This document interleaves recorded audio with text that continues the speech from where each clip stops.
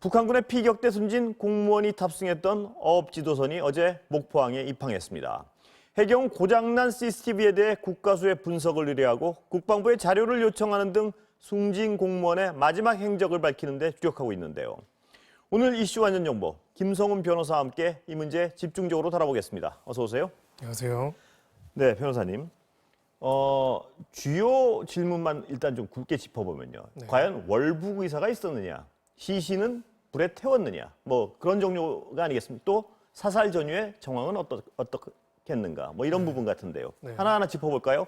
자, 배가 일단 그 어업지도선이 들어왔습니다. 거기서 확인할 게 CCTV겠죠?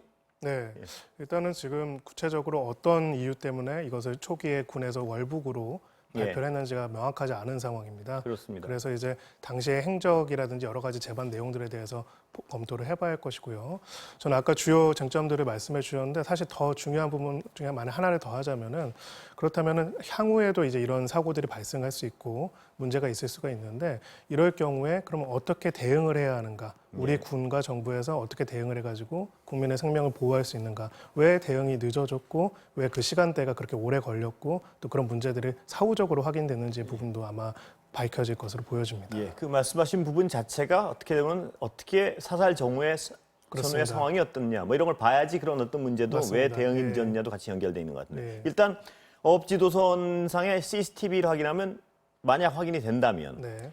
그 실종 직전의 어떤 상황에 대한 좀 자료가 될 수 있겠죠? 네, 그렇습니다. 지금 뭐 그 유족들 입장에서는 관련돼서 그런 월북 의사가 전혀 없었을 것이다라고 이야기를 하고 있고요. 그 상황에서 이제 그런 발표가 있었고 또 북한 측의 통지문에서도 그런 내용이 확인이 안 됐기 때문에 그러면 갑자기 이제 바다에 빠지게 된 경위가 어떻게 되는지에 대해서는 CCTV 중에서 내용으로 확인할 수 있을 것으로 보여집니다. CCTV가 지금 일단 고장난 상황인가요? 네, 일단은 고장났다고 보도가 되고 있는데요. 예. 당시 또 정상 작동했다라는 내용도 있어가지고 예. 만약에 정상 작동했는데 다시 리플레이, 다시 보는 것만 좀 어려운 상황이라면 포렌식 작업을 통해 가지고 바로 내용을 확인할 수 있을 것으로 보입니다.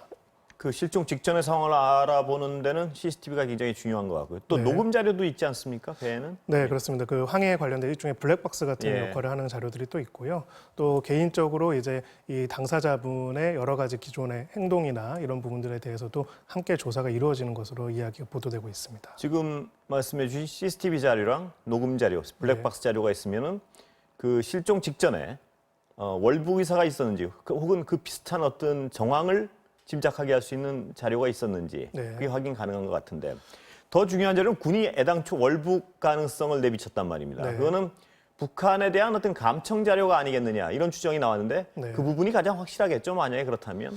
네, 근데 아마 그 부분도 좀 두 가지로 입체적으로 봐야 할 것으로 예. 보이는 게 사실 그 서해 쪽에 있어서의 무선 교진들은 거의 대부분이 우리가 감청이 되고 있습니다. 예. 마찬가지로 우리 무선도 감청이 되고 있고요. 아마 군에서 구체적으로 경위를 밝히고 있지 않지만 제일 1차적인 거는 그 무선 통신 내용들을 토대로 한 걸 텐데요. 예. 다만 이제 이거를 법률적으로는 전문이라고 합니다. 예. 그 사람의 육성을 직접 들은 게 아니라 이 사람이 이렇게 이야기한다는 걸 누가 말한 거를 전달받은 그렇겠죠. 거죠. 예, 예. 그래서 당시의 정황이 좀 불분명할 수도 있다고 보여지는 게 애초부터 계획적으로 월북한 건 아닐 수도 있고요. 예를 들어서 그냥 표류를 하다가 이제 당시 상황들을 봤을 때는 좀 위협적인 상황이 전개가 됐을 때 일시적으로 이제 월북 의사를 밝힌 내용일 수도 예. 있고 정확한 내용들은 또 그 내용을 토대로 해서 분석을 해봐야 할 것으로 보여집니다. 그 말씀하신 부분이 굉장히 중요한 부분인 것 같은데요. 뭐냐면 북한 군들이 예를 들어 이분을 발견하고 이 실종된 이분을 발견하고 저 사람이 이렇게 월북 의사를 밝혔습니다. 이런 녹취가 네, 없는 이상 그 정황이 월북인이냐 아니냐를 분명히 확인하기는 어려울 수도 있는 상황이 있을 수도 있을 것 맞습니다. 같습니다. 그리고 예. 또 거기에 대해서 얼만큼 진지한 의사였는지도 좀 볼 필요가 있는 게요. 예. 6, 7시간 정도 표류를 하다가 이제 우리가 남한 국민이라고 생각을 해봅시다. 갑자기 이제 총을 든 무장 북한 군인들과 마주하게 됐을 때 그런데 저는 남으로 돌아가고 싶습니다라고 이야기하는 것 또한 가능할 수도 있겠지만요. 또 여러 가지 상황상 좀 굉장히 공포에 질려 있을 수도 있는 상황이기 때문에 무전의 감청 내용을 확인해 봐야겠지만은 그거 하나만으로 이제 이것을 계획적인 월북이다 이렇게 단정하는 거는 조금 무리가 있어 보입니다. 군이 월북으로 추정할 만한 근거를 어디다 뒀느냐도 굉장히 앞으로 향후 확인해 봐야 될 부분 같습니다. 네. 만약에 월북 의사를 분명히 했다면 북한이 사살한 부분에 대해서는 더욱 용납이 되지 않는 부분이 있는 것 같고요. 네. 북한은 근데 또 그 얘기는 안 했습니다. 지금 통지문에는. 그렇습니다. 예. 그러니까 그 부분에 대한 어떤 그러니까 이게 지금 나오는 얘기에 따르면 이 정보가 대북 첩보가 조각조각 이루어졌기 때문에 맞습니다. 어떤 한 정황에 대해서 분명히 얘기할 수 있는 상황은 아닌 것도 같습니다. 지금까지 흘러나오는 걸 보면. 예. 그렇기 때문에 월북 의사를 밝혔냐. 또 시신. 네. 근데 시신 부분은 좀 다른 것 같습니다. 시신이 네. 만약 발견된다면 수색에 네. 의해서 그거는 불에 태웠느냐 아니냐는 분명히 뭐 확인 가능한 거 아니겠습니까? 그렇습니다. 예. 예. 그래서 이제 그 내용들도 이제 구체적인 영상, 우리 쪽의 영상 자료가 또 일부 있으니까요. 예. 그걸 통해서 분석해볼 필요가 있고요.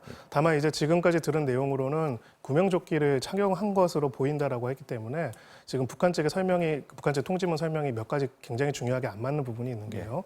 도망치려고 해서 사살했다라고 했는데 부유물에 겨우 의지해 있는 사람들이 어떻게 배를 넘어서서 도망칠 수가 있습니까? 예. 그래서 그것도 사실 정황이 맞지가 않고요. 예. 또한 이제 그 부유물만 불태웠고 시신은 사라졌다라고 하는데 그것 또한도 말이 안 된 것 같습니다. 예. 무엇보다도 이제 가장 중요한 부분은 6시간 동안이나 혹은 10시간, 뭐 정확한 시간은 봐야겠지만요.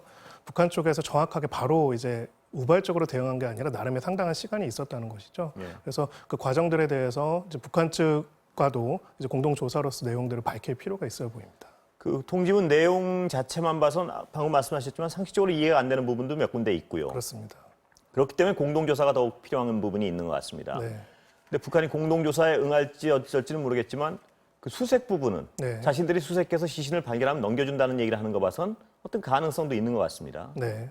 근데 바로 그 시신 부분을 보게 되면은 과연 소위 말해서 사체까지 훼손을 했느냐, 시신까지 훼손을 했는지 여부가 또 보여질 것입니다. 그렇죠. 왜냐하면은 북한에서는 부유물만 불태웠다라고 하는데 사실은 그 부분은 다 남아 있을 것이기 그렇습니다. 때문이죠. 예. 근데 한편으로는 우리 국방부 차원에서 그런 발표를 할 때 그 부분이 불명확함에도 불구하고 굳이 그런 표현을 썼을까 하는 또 생각도 그것도 있거든요. 있고요. 아마 이제 두 가지 가능성을 보고 있습니다. 정찰 자산이 어느 정도 투입되는지에 따라서 정도가 달라지는데 무전 감청 내용으로 어느 정도 굉장히 집중을 하고 있다가 상황이 더 긴박해져 더 많은 정찰 자산을 통해서 뒤로 갈수록 더 정확한 정보를 파악했을 가능성이 예. 있거든요. 그런 점에서 봤을 때는 기본적으로는 북한 측이 이야기한 것들이 객관적 사실에 부합한 것인지 좀 상당한 의문이 있는 것이 사실입니다. 예, 그거는 뭐 확인을 해봐야겠죠. 그쪽에서도. 근데 아직까지 확인된 게 아무것도 없으니까. 근데 북한 측에서도 어떤 시간이 지나갈수록 그 정황 증거가 구체적으로 드러날 것이 분명한데도 네. 일부러 또 왜곡해서 사실을 전달했을지 않았을 가능성도 있고요. 네. 그 정황을 북한도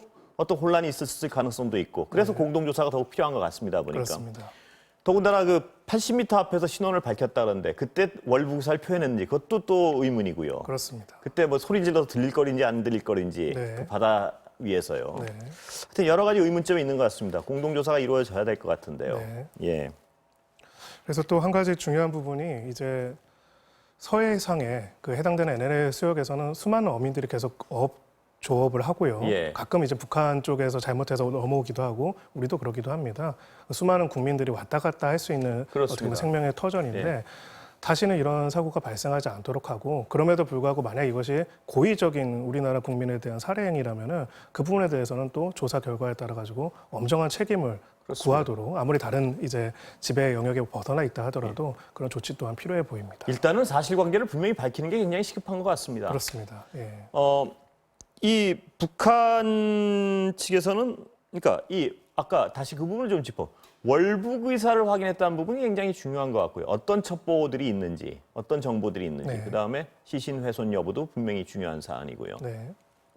북한이 주장하는 그 부분은 어떻습니까? 영해 침범은 하지 마라. 우리가 시신 찾으면 돌려보내겠다. 그 부분은 네. 어떻습니까? 법적으로는 일단 살펴볼까요? 법적으로 뭐 저희 입장에서는 받아들일 수 없는 내용이고요. 지금 NLL 관련해 가지고는 북한이 주장하는 기준이나 우리나라 주장하는 기준이 서로 다릅니다. 우리는 정상적으로 현재 우리가 실효적으로 지배하고 관찰하는 영역을 우리의 영해라고 생각하고 하고 있지만은 예. 북한은 그보다 훨씬 더 남쪽을 자신들의 영역이라고 하고 있기 때문에 어떻게 보면은 기존의 이 사건에 대한 사고 통제와는 별개로 다시 NLL에 관한 분쟁, 과연 이제 서해 교전에서 나왔던 북한의 태도가 다시 반복되고 있는 것으로 보여집니다. 예, 빨리 하여튼 모종의 어떤 사실관계 확인이 급속히 이루어져야 될 것 같습니다. 네, 다른 얘기 좀 넘어가 볼까요? 네. 정세균 총리가요. 개천절 집회는 무조건 엄단하겠다. 네. 차를 타고 하는 집회도 엄단하겠다. 이건 어떻습니까? 법적인 논란의 여지가 있다고 주장하는 분들도 있던데요. 네. 법리적으로 어떻습니까?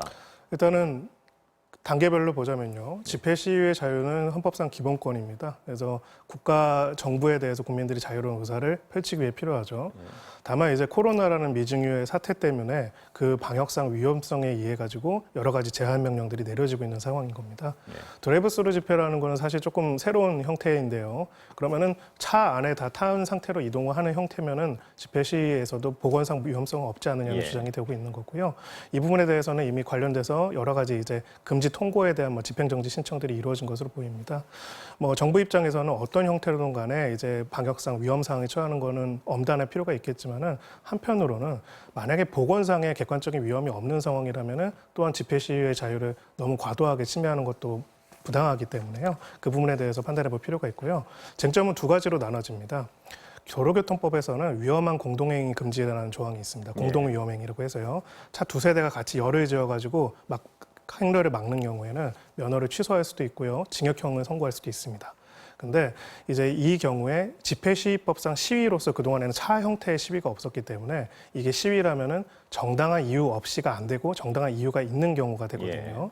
그래서 이런 경우에는 집시법상 허용이 될 수 있기 때문에 이 내용에 대해서는 사실상 그 사법부에서 이 관련된 사건들에서 새로운 판단이 내려질 것으로 보여집니다. 법리적 논란의 여지가 있다고 봐야 되는군요. 그렇습니다. 그러나 저번 어떤 그 시위의 경우를 보면 몇 명 이하가 모이고 뭉치지 않고 이런 약속을 다 해놓고 가서 엉망진창이 되는 바람에 맞습니다. 이제 그런 사태가 벌어지는 건데 당국은 아마 이번 그 자동차 시위의 경우에도 꼭 자동차에 타서 질서 정연하게 가라는 보장이 없지 않냐 이런 우려도 있는 것 같습니다. 왜냐하면 지난 전례에 비춰봤을 그렇습니다. 때 내려가지고 뭉치거나 내려가지고 행진을 한다거나 그런 부분에 대해서 어떻게 보십니까? 그런 우려는 당연히 타당한 우려라고 생각을 합니다. 저 또한 이제 그런 형태의 보건상 위험성이 단 1이라도 더 늘어나지 않았으면 하는 강한 바람을 가진 시민 중에 한 사람이기도 하고요. 다만 이제 우리가 뭘 잡으려다 초가삼간 태운다는 얘기가 있죠. 집회와 시위의 자유를 보장하고 그것을 합리적인 범위 내에서 국가가 제한하지 못하도록 하는 그 내용 자체, 헌법적 질서 자체 또한 굉장히 중요한 원칙이기 그렇습니다. 때문에 그것을 우리가 제한하는 데 있어서도 또한 굉장히 신중하고 조심스러울 필요가 있고요. 이 부분은 저는 어떻게 보면 좀 과학자들이 밝혀야 할 영역이 아닌가. 정말 보건상 방역에 위험성이 대한 있는지 위험성 부분을 맞습니다. 객관적으로 증명하지 않는 이상 법리적으로는 과도하다는 비판을 받을 수 있는 부분이 있다 이 말씀이시죠? 그렇습니다. 왜냐하면 기본적으로 집회와 시위라는 게 국가가 허용한 범위 내에서만 할 수 있도록 되어 있다. 이렇게 보는 거 이런 관점 자체는 우리 헌법적인 질서랑 맞지가 않기 그리고 때문에 만약에 허용을 해서 그걸 어길 경우 엄단을 할 수는 있어도 그렇습니다. 그런 어떤 우려 때문에 미리 당신들이 이러이러한 어길 거란 예상 때문에 금지하는 것은 또 법리적인 문제가 있다는 말씀이시죠? 그렇습니다. 예.